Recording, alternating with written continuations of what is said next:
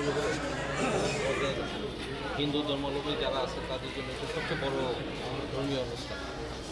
সারা বাংলাদেশেই এটা অত্যন্ত উৎসাহ উদ্দীপনার মধ্যে দিয়ে এবং খুবই জাঁকজমকপূর্ণভাবে এই পূজার সেটি পালন করা হয়। কিশোরগঞ্জ ব্যতিক্রম না, এবং কিশোরগঞ্জের মধ্যে সবচেয়ে বড় যে পূজার আয়োজনটি হয় সেটা হচ্ছে কালী মন্দির। আমরা আসলে আজকে এখানে আসছি যে ওনাদের যে প্রস্তুতি সেটা একটু দেখতে এবং ওনাদের সাথে একটু মত বিনিময়। তো আমরা যেটা দেখলাম যে প্রস্তুতি আলহামদুলিল্লাহ খুব ভালোভাবেই চলছে। তাদের সাথে আলাপ করে যেটা বোঝা গেছে যে স্বাচ্ছন্দ্যের সাথে এবং উৎসাহ উদ্দীপনা নিয়েই ওনারা পূজার আয়োজন করছেন।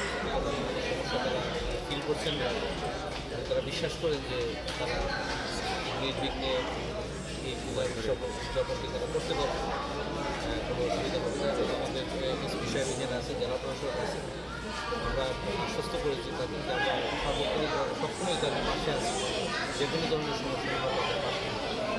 গতবারও আমরা খুব ভালোভাবে পূজার আয়োজনটি করতে পেরেছিলাম, এবারও আমরা আশা করি যে গতবারের চেয়ে ভালোভাবে সেটি করতে পারি। আইন শৃঙ্খলা পরিস্থিতি ভালো, সেখানে আমরা অত্যন্ত সম্প্রীতির একটি শহর, হিন্দু মুসলমান সহ যারা আছেন সবাই প্রত্যেকেই কিন্তু সৌহার্দ্যপূর্ণভাবে তারা বসবাস করে। আমরা প্রত্যাশা করি কিশোরগঞ্জে খুব ভালোভাবে এই পূজার উৎসবটি সেটি পালিত হবে, কোনো অসুবিধা হবে না। কিশোরগঞ্জে প্রায় 384টি পূজা উদযাপিত হবে এবং আরও প্রায় 12টি ছোটো ব্যক্তিগত পর্যায়ের মণ্ডপ পূজা অনুষ্ঠিত হবে। সবগুলোর প্রতি আমাদের প্রশাসনের বিশেষ নজর আছে এবং ইতিমধ্যে জেলা প্রশাসনের পক্ষ থেকে যেসব বরাদ্দ পূজা মণ্ডপে দেওয়ার কথা ছিল উনি নির্দেশ দিয়েছেন এবং অন্যান্য যে কোনো প্রয়োজন প্রশাসন সবসময় ওনাদের পাশে থেকে প্রত্যাশা করি ভালো একটি পূজা আমরা উদযাপন